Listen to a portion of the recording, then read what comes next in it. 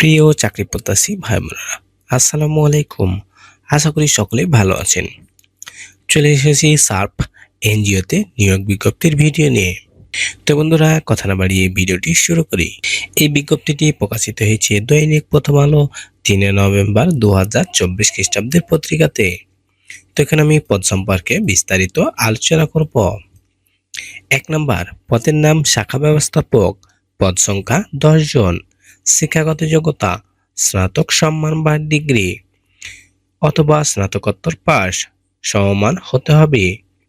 PKSF এর সহযোগী ক্ষুদ্র ঋণ প্রতিষ্ঠানের সংশ্লিষ্ট পদে ন্যূনতম 1 বছর কর্ম অভিজ্ঞতা থাকতে হবে।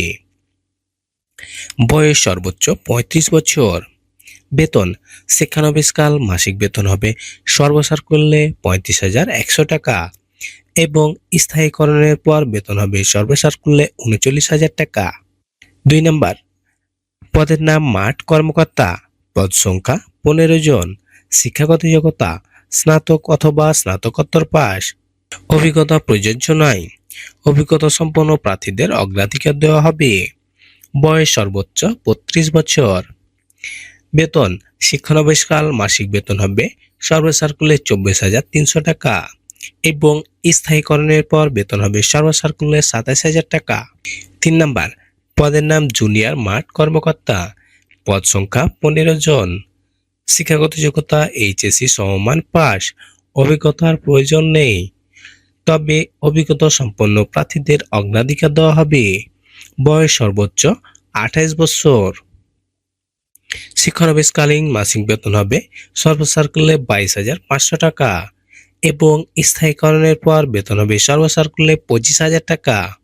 আবেদনের প্রক্রিয়া: আগ্রহী প্রার্থীদের খামের উপর পদের নাম উল্লেখপূর্বক লিখিত আবেদনপত্র সাথে হালনাগাদ জীবন বৃত্তান্ত, ফোন নম্বর ও 2 জন উপযুক্ত ব্যক্তির রেফারেন্স সহ সদ্য তোলা 2 কপি পাসপোর্ট সাইজের ছবি, শিক্ষাগত যোগ্যতা সার্টিফিকেটের ফটোকপি, চাকরির অভিজ্ঞতা সনদের ফটোকপি এবং জাতীয় পরিচয়পত্রের ফটোকপি।